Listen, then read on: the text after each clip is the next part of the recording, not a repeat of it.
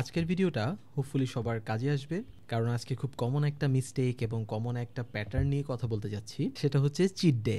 So cheat day actually সবসময় ডায়েটে রাখা উচিত ইন এ সেন্স, বাট এমন না যে চিট ডেতে আসলে আপনি যাই ইচ্ছা তাই খাবেন এবং আনহেলদি খাবারগুলোকে আসলে সিলেক্ট করবেন, ব্যাপারটা সেরকম না। সো যেমন আমি যেখানে জিম করছি ওখানে আসলে আমাকে বলে দেওয়া হয়েছে যে লেটসে যে উইকলি একদিন যাতে আমি চিট মিল রাখি। আবারও বলছি, চিট মিল মানে এমন না যে আমি পিৎজা খেয়ে বসে থাকবো, বিরিয়ানি খেয়ে বসে থাকবো, ব্যাপারটা এমন না। তো চিট মিলটা হচ্ছে এটা যে পছন্দের কিছু খাবার আমি যাতে হেলথিয়েস্ট ওয়েতে যাতে খেতে পারি, অথবা আমার যেই ক্রেভিংটা যাতে জমে আছে এই ক্রেভিংটা যাতে একটু করে ডাউন হয়, এই টাইপের একটা ব্যাপার আর কি। সো এটাকে চিট মিল বলতে পারি, অথবা হচ্ছে একটা রিফিট ডে বলা যেতে পারে, যেখানে খুব কেয়ারফুলি ইন্টেনশনালি ডায়েট কিছুটাকে শিথিল করে ভালো কিছু খাবার, পছন্দের কিছু খাবার হেলথিয়েস্ট ওয়েতে আসলে খাওয়া। So this is what we call refit day. So এখন আজকের আলোচনাটা হচ্ছে এটা নিয়ে, যদিও এটাকে আমি চিট ডে বা রিফিট ডে বলছি, বাট এটা কিছুটা আমার প্ল্যানিংয়ের বাইরে ছিল, কিছুটা আমি প্ল্যানটা জানার পরে কিছুটা আমি ট্রাই করছি যে কিভাবে আসলে জিনিসটাকে আরও সলিডভাবে এমনভাবে করা যায় যেন হেলথের উপর আসলে এফেক্টটা কম পড়ে। যদিও পুরোপুরি সাকসেসফুল হয়নি, অনেকগুলো আসলে প্রবলেম আসলে হয়েই যায় somehow as a human being. ক্রেভিংয়ের কাছে আসলে সবাই হার মেনেই যায়। তো শুরু থেকে বলি, তো আজকে আমি অলমোস্ট দেখা গেল যে আমি লাস্ট 2 উইকস ধরে মোটামুটি একটা ভালো ডায়েটের ভেতর দিয়ে যাচ্ছি, ব্যালেন্সড একটা ডায়েটের ভেতর দিয়ে যাচ্ছি, এবং ব্যস্ততার কারণে এক্সারসাইজটা ওভাবে করে কন্টিনিউ করা হয় না। দেখা যায় সপ্তাহে 2 দিন থেকে 3 দিনের মতো আমি আসলে জিমে গিয়ে এক্সারসাইজ করার সুযোগ পেয়েছি। সো এটা আসলে খুবই কম। নর্মালি আমার টার্গেট থাকে সপ্তাহে 4 দিন অ্যাটলিস্ট জিমে গিয়ে করা, এবং হচ্ছে সপ্তাহে 1 দিন বা 2 দিন হচ্ছে বাসায় বা অফিসে হচ্ছে টুকটাক কিছু মাসেল বিল্ড, স্ট্রেংথ ট্রেনিং টাইপের কিছু একটা করা আর কি। তো এনিওয়েজ এখন অ্যাটলিস্ট 2 সপ্তাহ আমরা ভেজাল কোনো খাবার, একদম লেটস সে ফুল সুগারি কোনো খাবার, ফেক ফুড যেগুলো আসলে রিয়েল ফুড না, ওই খাবারগুলো অ্যাভয়েড করে সো একটা কনফিডেন্স নিজের মধ্যে আসছে। তো সকালবেলা আয়নাতেও দেখছিলাম যে ওকে কিছুটা অ্যাটলিস্ট একটা চেঞ্জ মনে হচ্ছে কিছুটা ওজন কমছে। অ্যান্ড আমি ওজন মেপে দেখলাম যে হ্যাঁ, লেটস সে গত 2 সপ্তাহের এই অ্যাটলিস্ট মানে একটা হেলথিয়েস্ট ওয়েতে আমরা যে ব্যালেন্স ডায়েটগুলো আমি করছি সেটার আন্ডার থেকে আসলে দেখা গেল যে হ্যাঁ 1.5 কেজির মতো আসলে ওয়েট লুজ হয়েছে বলবো। ফ্যাট লুজ বলছি না, কারণ আমার শরীর থেকে প্রথমে পানি বের হবে। তো এগুলোর পরে আজকে হচ্ছে ফ্রাইডে, তো এবং আজকে অক্টোবরের 31 তারিখ, 31 অক্টোবর। সো এখানে মর্মান্তিক একটা ব্যাপার হচ্ছে যে যখনই মান্থের এন্ডে আমরা চলে আসি তখন আসলে আমি জানি না, অনেকের হয়তো এটা হতে পারে যে একটা টেন্ডেন্সি কাজ করে যে লেটস সে কালকে তো 1 তারিখ, আজকে হচ্ছে একটা মোটামুটি একটা খাবার খেয়ে কালকে থেকে আবার ফুল অ্যান্ড ফাইনাল ভাবে শুরু করব। এটা আসলে সব ক্ষেত্রেই হয়। লেটস সে যে আমরা চিন্তা করি যে কালকে তো রমজান মাস শুরু হবে, সো আমরা কালকে থেকে প্রপারলি নামাজ পড়বো শুরু করব, অথবা কালকে সবে কদর কালকে থেকে শুরু করব, অথবা কালকে সবে বরাত, দেন হচ্ছে আগে সবকিছু ভুলে আজকে রাতের থেকে হচ্ছে সবকিছু শুরু করবো আর কি। সো পরে করার যে টেন্ডেন্সি, সো এটা আসলে ভালো না। তো আমরা যেটা ট্রাই করব যে সবসময় ইনস্ট্যান্ট একটা ডিসিশন নিয়ে ফেলা ট্রাই করব, কারণ এই যে ডেটের প্যাচে আমি আসলে জীবনে বহুবার পড়ছি, ডেটের প্যাচগুলো আসলে খুবই ভয়াবহ। সাপোজ আমি যদি চিন্তা করি যে আমি আজকে মানে পিৎজা খেয়ে ফেলবো বা মিষ্টি কিছু খেয়ে ফেলবো, দেন আমি চিন্তা করলাম কালকে তো নভেম্বর 1 তারিখ, কিন্তু কালকে অফিসে গিয়ে দেখলাম যে হয়তো বা কোনো বড় একটা ট্রিট আছে, অথবা লেটস সে যে কোনো একটা দাওয়াত টাওয়াত পরে আগামী 2-3 দিন আমার মিস হয়ে গেল, তখন কিন্তু একটা ইস্যু ক্রিয়েট হয়ে যায় এরকম যে আমরা চিন্তা করি ওকে লেটস সে আমরা এক সপ্তাহ আমরা সামহাও এটাকে একটু টেনে ধরি, দেন 1 সপ্তাহ পরে লেটস সে 7 তারিখ থেকে, নভেম্বরের 7 তারিখ থেকে ভালো মতো শুরু করবো। 7 তারিখ চলে গেলে দেখা যায় আমরা চিন্তা করি যে ওকে অ্যারাউন্ড একটা ফিগারে আসে আমরা 15 তারিখ থেকে শুরু করবো, এই টাইপের একটা ব্যাপার। মানে ওয়ার্স্ট কেস কিন্তু মানে আপনার উইল পাওয়ারের উপর ডিপেন্ড করে দেখা যায় অনেক সময় এটাকে কিন্তু মাসখানেক পার হয়ে যায়। মানে এমনও হতে পারে যে আপনি চিন্তা করলেন 2026 উইল বি মাই ইয়ার, যেখানে আমি প্রপারলি ডায়েট করবো, প্রপার হেলথ চেক আপ করবো, প্রপার সব কিছু মেনটেন করবো। So don't do it. আপনার যখনই মনে হবে ভাঙতি মাসে ইনস্ট্যান্ট যদি মনে হয়, হাতে একটা বার্গার কিনে ফেলার পরে আপনার যদি মনে হয় যে না আমার উইল পাওয়ারটা আছে, আমি বার্গারটা লেটস সে ওয়েস্ট করবেন না, লেটস সে কাউকে দিয়ে দেন, কাউকে খেতে দিয়ে দেন, গরিব দুঃখীকে দিয়ে দেন, আপনার ফ্রেন্ডকে দিয়ে দেন, সো জাস্ট দিয়ে আপনি যদি ইনস্ট্যান্ট একটা ইমিডিয়েট একটা উইল পাওয়ার নিয়ে আগাতে পারেন, তাহলে আসলে সেটা আরও বেশি ওয়ার্ক করে। মানে আপনি 1 তারিখে বা একটা নির্দিষ্ট ডেটে যে মোটিভেশন নিয়ে শুরু করবেন, আপনি যদি ইনস্ট্যান্ট ছেড়ে দেন তাহলে আসলে বেশি কাজ করে। যেমন আমি একটা এক্সাম্পল আসলে সবাইকে সবসময় দেই। আমার দাদা বেসিক্যালি চেইন স্মোকার ছিলেন। সো ফর সাম রিজন উনি যখন একদম এইজের শেষে উনি চিন্তা করলেন যে উনি আর স্মোক করবেন না। So he did it. উনি কাইন্ড অফ রাতারাতি আসলে স্মোক করা উনি ছেড়ে দিতে পারছেন। সো এই টাইপের এই জিনিসগুলো না আসলে কাজে লাগে। উনি যদি ওনার উনি যদি চিন্তা করতো আর কয়দিনই বা বেঁচে থাকবো, আমি আসলে আস্তে ধীরে ছাড়ি বা এই করি সেই করি, মানুষ হচ্ছে প্যাচ লাগায়, অথবা মানে নট ওই প্যাচ, স্মোকিং ছাড়ার জন্য হচ্ছে বিভিন্ন নিকোটিন প্যাচ লাগায়, দেন হচ্ছে মানুষ 1-2টা সিগারেট চিন্তা করে করে আগায়। সো আমি আমার একটা ফ্রেন্ডকে সেদিন বলছিলাম যে ও বলছিল যে এটা ওর লাস্ট প্যাকেট। তো আমি বললাম যে না, ডোন্ট ডু ইট, লাস্ট প্যাকেটটা জাস্ট থ্রো করে দেওয়ার জন্য। সো এটা না একটা কন্ট্রোল আসবে নিজের উপরে। সো আই হ্যাভ দি পাওয়ার যে আমি লাস্ট প্যাকেট সিগারেটটা আমি খাচ্ছি না, সো আমি থ্রো করে দিচ্ছি ওটার পরে বেসিক্যালি আমি ওই দিনই ইনস্ট্যান্ট আমার ডিসিশনে আমি এসে করবো। সো এটা আপনাকে আরও এম্পাওয়ার করবে সিগারেট ছাড়াতে, ব্যাড হ্যাবিট ছাড়াতে। সো প্রোক্রাস্টিনেশনের দিকে যাবেন না, এটা আমার একটা রিকোয়েস্ট। ইনস্ট্যান্ট করেন, দেখবেন যে আপনার মধ্যে কনফিডেন্সটা আসলে অন্যভাবে ধরা পড়ছে। সো এনিওয়েজ, আমি যেটা বলতে চাচ্ছিলাম, আজকে ফ্রাইডে। সো আমি অনেস্টলি আমি খুবই বিজি থাকি আসলে বিজনেস এবং বিভিন্ন ইস্যুতে। বাট আমি যেটা করছি, আমার বাবু হওয়ার পরে আমি ফ্রাইডেটা আমি হচ্ছে ফুললি আমার বাবুকে দেওয়ার চেষ্টা করছি। সো ফ্রাইডে একদম সকাল থেকে রাত পর্যন্ত সারাদিনই ইচ অ্যান্ড এভরি সেকেন্ডস আমি যতটুকু পারি আর কি পসিবল হয়, সো আমার বাবুর সাথে থাকার চেষ্টা করি। সো ফ্রাইডে আমি ধরে রাখছি, এবং ফ্রাইডেতে ইন জেনারেলি আমার ডায়েটটাকে একটু আমি অন্যভাবে চিন্তা করি। জেনারেলি দেখা যায় সপ্তাহে অন্য দিন, বাকি 6 দিন আমি অফিসে, এবং হচ্ছে যেহেতু অফিসের কাজে বাইরেও যেতে হচ্ছে, সো সব কিছুতে আমার আসলে ডায়েট করার পরে বা ব্যালেন্স ডায়েটটা ফিক্স রাখার জন্য আসলে বিভিন্ন রকম অ্যানিমালি আসলে হয়। লেটস সে আমি চিকেন খাচ্ছি, চিকেন কিন্তু মাঝে মাঝে রেস্টুরেন্ট থেকে অর্ডার দিয়ে খেতে হচ্ছে। সামটাইমস আমি যখন নিজে প্রিপেয়ার করে খাচ্ছি তখন একটু আপ ডাউন হচ্ছে, রেসিপিতে অনেক কিছু হচ্ছে। বাট বাসার খাবারগুলো যেগুলো জেনারেলি আমরা খুব যত্ন করে আসলে বাসার মানুষজন আমাদেরকে বানিয়ে দেয়, সেগুলো কিন্তু বেশ গুড ফুড হয় অ্যাকচুয়ালি। ওগুলো ইন এ সেন্স আনহেলদি হলেও দেখা যাবে আপনার তেমন একটা আসলে সমস্যা হয় না। তো ফ্রাইডেটাতে আমি যেটা করি, খুব ভালো মতো একটা ডায়েট করার চেষ্টা করি। ফ্রাইডেতে দেখা যায় বাসায় যদি আনহেলদি কিছু খাবার, আনহেলদি না, লেটস সে যে কিছু মজাদার খাবার যদি আসলে খাওয়া হয়ে যায়, তাও সামহাও সেটাকে আসলে ব্যালেন্সের মধ্যে নিয়ে আসা যায়। কারণ আপনি ধরেন ম্যাক্সিমাম আপনি কি করতে পারেন, হয়তো বা আপনার একটু ভাত বেশি খাওয়া হয়ে যেতে পারে, বাট আপনি যদি সামহাও প্রোটিন সাথে রেখে ব্যালেন্স করে নেন বা সবজির সাথে রেখে ব্যালেন্স করে নেন, তাহলে কিন্তু মোটামুটি একটা হয়ে যাচ্ছে। বাট বাইরে হলে দেখা যায় যে ফুল একটা জাঙ্ক ফুড, বাইরের অয়েলের কোনো ফুড আপনার শরীরে আসলে ঢুকে যাচ্ছে, এবং আসলে আননোন, মানে ওই যে গেমের লাস্ট বসের মতো আসলে সিক্রেট ইনগ্রেডিয়েন্টসগুলো কিন্তু আসলে আননোন, যে মজা হওয়ার জন্য আসলে সিক্রেট ইনগ্রেডিয়েন্টস আসলে কি, is it sugar, is it some kind of sauce or anything. So এটা আসলে আমরা শিওর হতে পারি না। সো ফ্রাইডেতে আমি যেটা চেষ্টা করি বাসায় থাকার জন্য, এবং বাসার হেলদি ফুডগুলো খাওয়ার জন্য, এবং বাসার লিস্ট আনহেলদি ফুডগুলো যদি খায়ও তাহলে অ্যাটলিস্ট যাতে জিনিসটাকে কভার করা যায়, এই টাইপের একটা টেন্ডেন্সি থাকে আর কি। গতকাল থার্সডে, সো থার্সডেতে আমি মোটামুটি 8:30টার মধ্যে আমার খাওয়া শেষ করে ফেলছি। দেন ফ্রাইডেতে আমার টার্গেট ছিল লেটস সে জুমার পরে আমি হয়তো বা আমার ফাস্টটা ব্রেক করব, মানে ইন্টারমিটেন্ট ফাস্টিংয়ে ওয়াটার ফাস্টিংটা ব্রেক করব, অ্যান্ড তখন হয়তো বা লেটস সে যে কোনো স্যুপ অথবা ভেজিস, অ্যান্ড বাসায় সাধারণত মাছ মাংস কিছু একটা থাকে, ওটা দিয়ে সলিডভাবে মাছ মাংস আসলে খাওয়া যাবে আর কি, ঠিক আছে। আর আনহেলদি খাবারের মধ্যে দেখা যায় ওয়াইফ সহ বসে মাঝে মধ্যে হয়তো বা খুবই তেল ছাড়া বা খুবই লো অয়েলে হচ্ছে মাঝে মাঝে অল্প করে পপকর্ন খাওয়া হয়। This is actually good food, but যেটা এয়ার পপ করতে পারলে আসলে খুবই বেটার, কোনো ধরনের তেল ছাড়া যদি আসলে পপকর্নটা মেক করা যায় আর কি। সো ওটার রেসিপি নিয়ে একদিন ডিসকাস করব। সো সকালবেলা বাবুর সাথে খেলাধুলা করার পরে, বাবুকে ঘুম পাড়ানোর পরে দেখলাম যে দুপুর 12টার দিকে আর কি আমার শ্বশুরবাড়ি থেকে খাবার আসছে কোনো একটা কারণে। সো খাবারগুলো হচ্ছে পোলাও, মুরগির রোস্ট, ফুল একটা রোস্ট, দেন হচ্ছে মাছটা যদিও সাদা ভাত দিয়ে খাওয়ার জন্য, মানে পোলাওয়ের সাথে খাওয়ার মতো না, কিন্তু মাছটা দেখলেই না মানে মুখে পানি চলে আসে। কারণ হচ্ছে মাছটা হচ্ছে আমার চিটং থেকে আসলে মাছটা পাঠানো। সো চিটংয়ের মাছ যারা খেয়েছেন অথবা যারা ঢাকার মাছ খেয়েছেন তারা জানেন চিটংয়ের মাছ আর ঢাকার মাছের মধ্যে আকাশ পাতাল তফাৎ, right?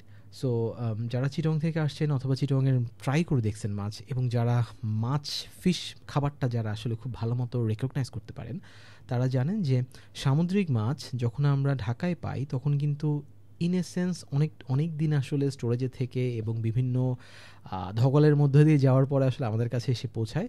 On the other hand চিটংয়ে আমরা আসলে খুবই ফ্রেশ মাছ পেতাম, এবং টেস্টটা ভেরি ডিফারেন্ট। মানে আহ, আহ, মানে আমি কি বলবো, ধরেন যে ঢাকায় যদি কোনো একটা সামুদ্রিক মাছের রেটিং আমি যদি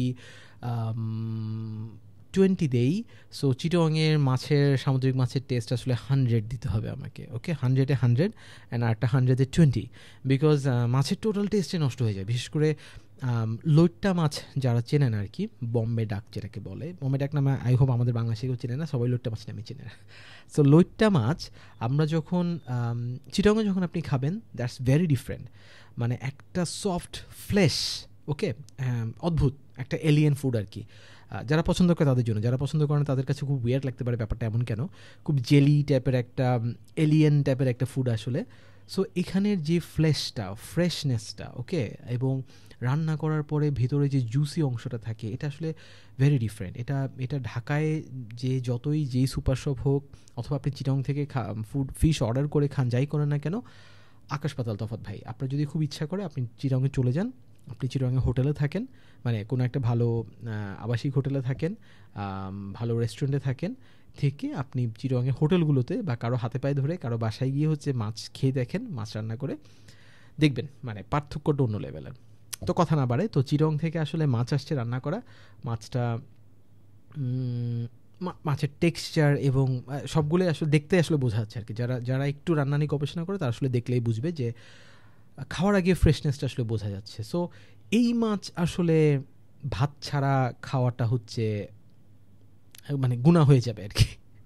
তো আমি প্রিপারেশন নেই, ওকে, আমি হচ্ছে ভাত দিয়ে মাছ তো ডেফিনেটলি আমি ট্রাই করব, এর সাথে পোলাও আছে, রোস্ট আছে, আমি খাবো। ওকে, আজকে একটা রিফিট ডে হিসেবে হচ্ছে অল্প অল্প করে আমি ট্রাই করে দেখবো। কারণ এটা এত কনফিডেন্টলি আমি এই জন্য বলছি, কারণ এর আগেও অনেকবার হয়েছে যখন আমি এই খাবারগুলো টোটালি অ্যাভয়েড করি, তখন আসলে একটা ক্রেভিং জমে যায়। সো হোয়াট ইফ আমি যদি অল্প অল্প অল্প অল্প করে যদি সবগুলোকে খেয়ে দেখতে পারি একটা নির্দিষ্ট টাইমের মধ্যে এবং কিছু ট্রিক্সের মাধ্যমে, তাহলে আসলে জিনিসটাকে কন্ট্রোল করা যায় এবং আপনার আনহেলদি খাবারগুলো আপনাকে মোটামুটি একটা ব্যালেন্স একটা করবে।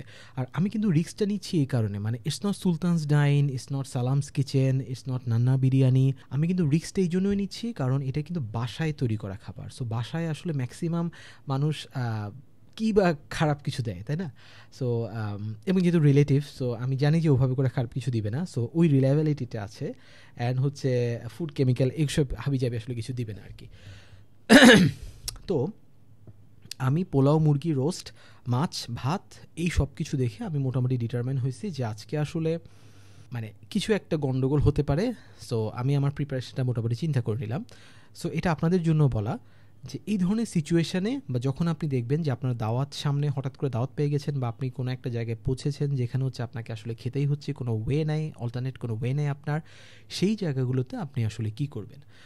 সো আমি খাবারগুলো দেখার পরে ফার্স্টে আমার খুব ইচ্ছে করছিল, মানে গরম গরম কিন্তু চুলার থেকে পোলাও নামাই নিয়ে আসছে, ওকে, অ্যান্ড রোস্টটা জাস্ট মেক করা হয়েছে। সো রোস্ট ঠান্ডা হয়ে যাওয়ার পর কিন্তু অনেক অনেক মানে ফ্যাট থেকে শুরু করে অনেক টেস্টগুলো কিন্তু ব্লেন্ডেড হয়ে যায়। সো গরম গরম যখন খাবেন তখন ওই যে মাংসের ভেতরে জুসগুলা খুব ভালো মতো চিউ করে আসলে ছড়িয়ে পড়ে।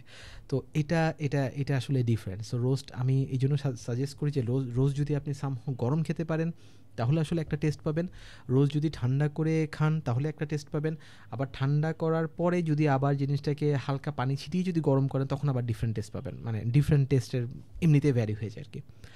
সো যে রোজটা চুলার থেকে নামানো সেটা আসলে আমি মিস করতে চাচ্ছিলাম না। বাট প্রবলেম হচ্ছে যে আমি যদি আমার দিনের শুরু, মানে তখন কিন্তু আমি কিছু খাবার খাইনি। সো দুপুর 12টার খাবারটা যদি আমার বডি একটা ইন্টারমিটেন্ট ফাস্টিংয়ের একটা ফাস্টিং স্টেটে আছে, যেখানে বডিতে শুধু পানি আছে এবং হচ্ছে সকালবেলা কিছু ভিটামিন ডি আমার শরীরে রাখছে, এতটুকুই আসলে ফুড আর কি। হ্যাঁ, সো এই অবস্থায় আমি যদি আমার গাটসকে পোলাও কোরমা এই ধরনের খাবারগুলো যদি দেই, তাহলে কিন্তু বডি খুবই কনফিউজড হয়ে যাবে, বডি স্লো হয়ে যাবে, ইনসুলিনের উল্টাপাল্টা রেশিও বের হয়ে যাবে, সব কিছু মিলিয়ে আসলে বেশ ঝামেলা। ওকে, এবং সারাদিন দেখা যাবে যে আমার মানে গ্যাসের ইস্যু হচ্ছে, এবং হচ্ছে আমি আমি নাম হয়ে যাচ্ছি, বডি বডি মেটাবলিজম খুবই স্লো হয়ে যাবে, বডি ওয়ার্ক করার জন্য আসলে প্রচুর এনার্জি খরচ করবে।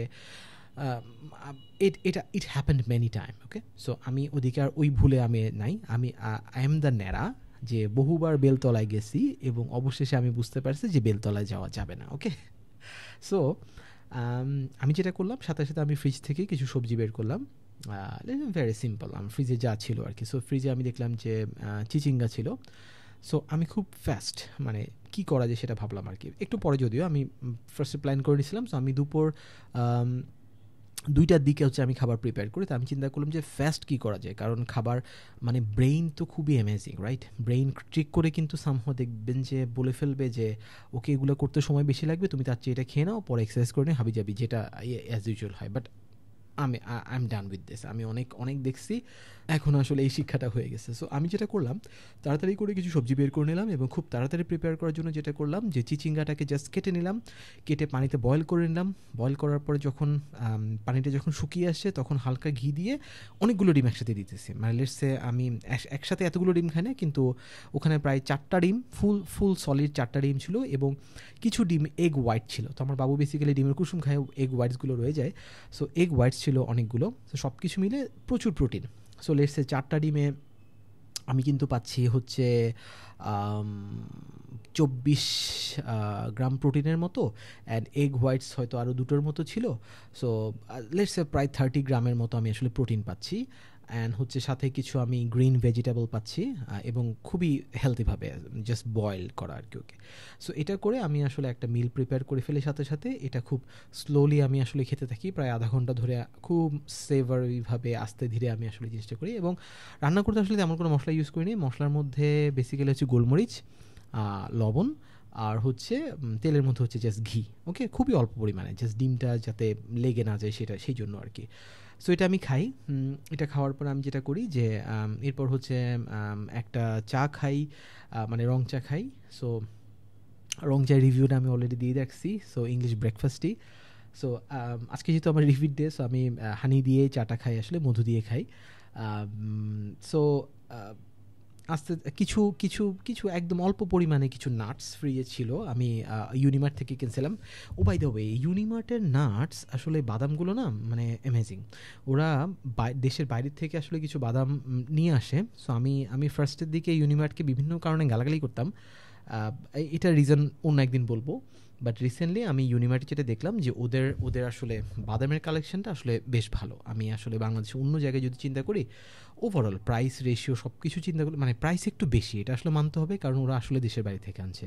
সো ইউনিক কিছু ফুড আসলে পাওয়া যায়। সো কিছু ড্রাইড নাটস আমি এনে রাখছিলাম, ফ্রিজে অনেকদিন ধরে আছে, এবং লেটসে প্রায় 10-12 দিন ধরে আমি হচ্ছে 100 গ্রাম নাটস আমি খাচ্ছি আর কি। ওকে, রেশিওটা ইম্পর্ট্যান্ট আর কি।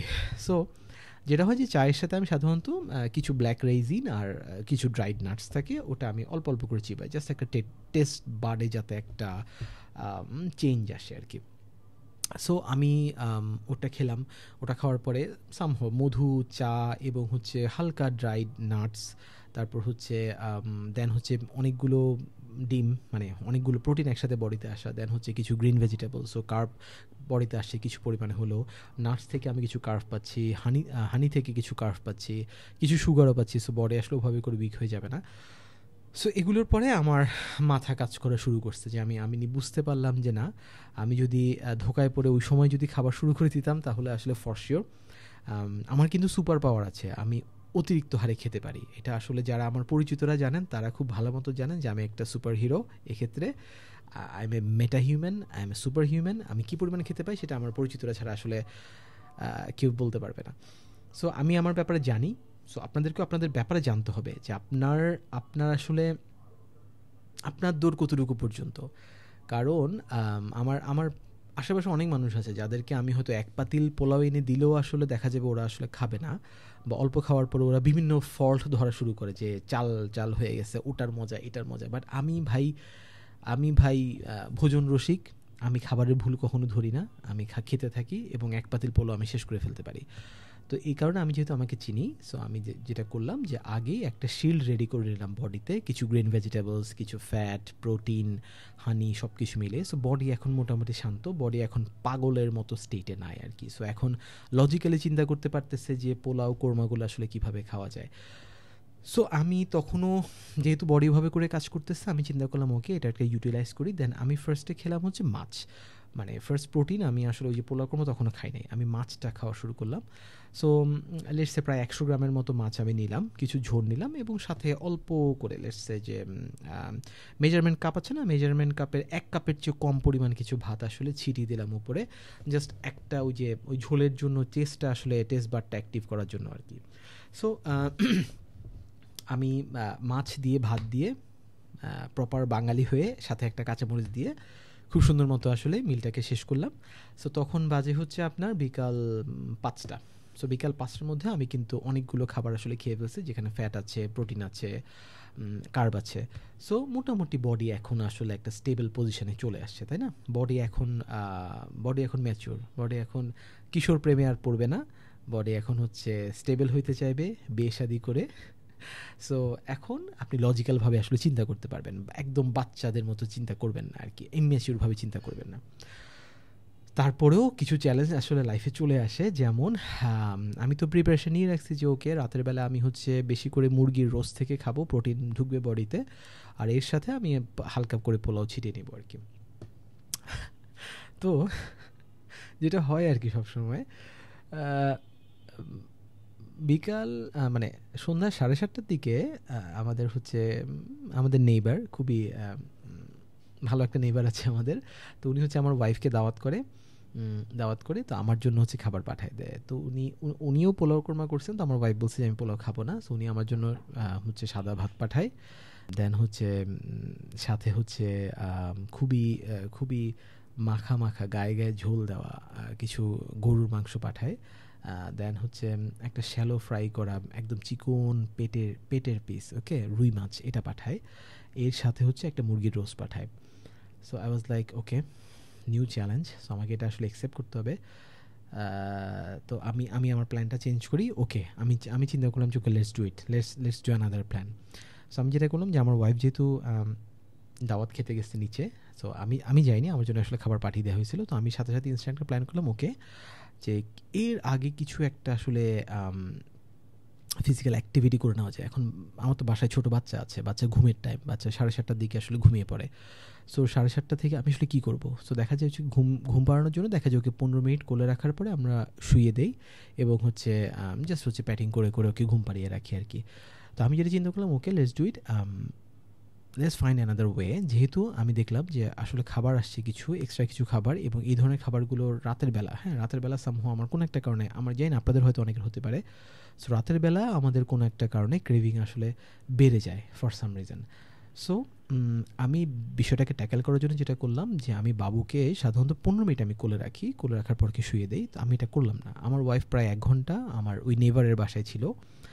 দেন আমি যেটা করলাম যে আঙ্কেল আন্টি আসলে খুবই ভালো মানুষ আর কি, ওকে আদর যত্ন করে খাওয়ালেন। তো আমি যেটা করলাম ওই সময়টাতে আমি বাবুকে নিয়ে প্রায় 1 ঘন্টা, মানে টানা সলিড 1 ঘন্টা আমি বাবুকে নিয়ে হাঁটলাম। সো আমার বাবুর ওয়েট হচ্ছে এখন অ্যারাউন্ড 10 কেজি।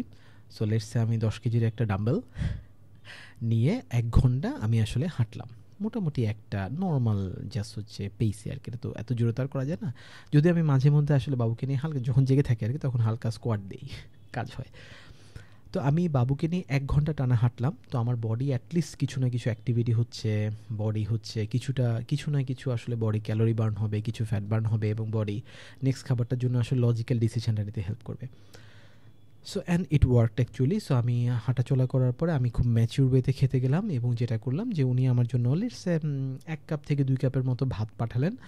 তো আমি খুব সাবধানে আগে প্রোটিনগুলো দিয়ে, মানে হচ্ছে ভাত জাস্ট টেস্ট করার জন্য আর কি, অল্প অল্প অল্প করে প্রোটিনগুলো আসলে শেষ করলাম। লেটসে গরুর মাংস, প্রচণ্ড মজার গরুর মাংস পাঠালেন, খেলাম আমি। দেন হচ্ছে মাছ ছিল, মাছটা খেলাম। দেন হচ্ছে মুরগি ছিল, মুরগিটা খেলাম, অনেক প্রোটিন কিন্তু, ওকে। সো এখানে কিন্তু মাছ, মুরগি, গরুর মাংস সহ প্রায় 300 গ্রামের মতো আসলে protein, okay. So in general এতগুলো প্রোটিন আসলে তো খাই না, বাট এটা একটা রিফিট ডে বলে আমি খাচ্ছি। সো 300 গ্রামের মতো প্রোটিন আমি খাচ্ছি। এর আগে কিন্তু 100 গ্রাম ওই যে মাছ আমি খাইছি, সো অলরেডি 400 গ্রাম কিন্তু আমার মানে অ্যানিম্যাল প্রোটিন হয়ে যাচ্ছে। এর আগে আবার আমি ডিমও খাইছি, ওখানেও প্রোটিন আর ফ্যাট চলে আসতেছে। সো যেটা করলাম যে অল্প ভাত দিয়ে ওটা খেলাম।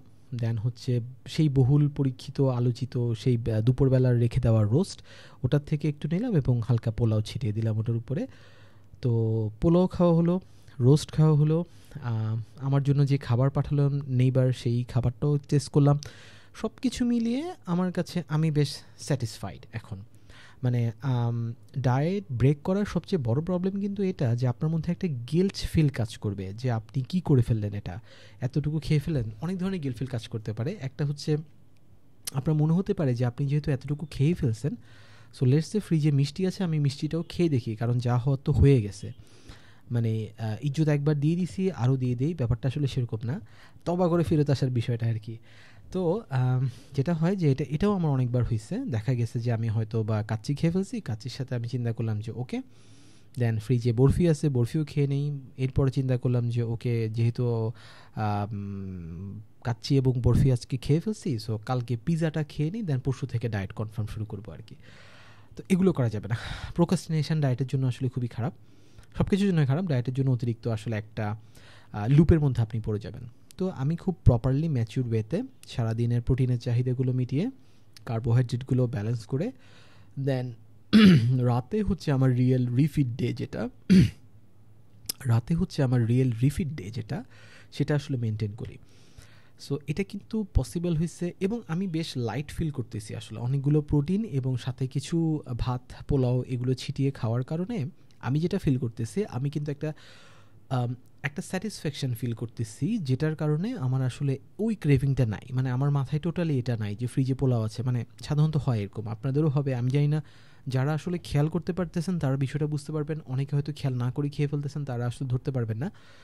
বাট যখন আপনি কোনো খাবার খাবেন না এবং আপনার মাথায় থাকবে যে খাবারটা তো ফ্রিজে আছে, যেমন গতকাল রাতেও কোনো একটা কারণে আমার কাছে মনে হচ্ছিল আর কি যে আই ডোন্ট নো ওয়াই, হঠাৎ করে আমার কাছে মনে হচ্ছিল ফ্রিজে একটা বরফি আছে, আমি খাই, আজকে তো শুক্রবার, আজকে ভালো মতো ব্যালেন্স করে নিব। সো এইগুলোকে পাত্তা দেওয়া যাবে না।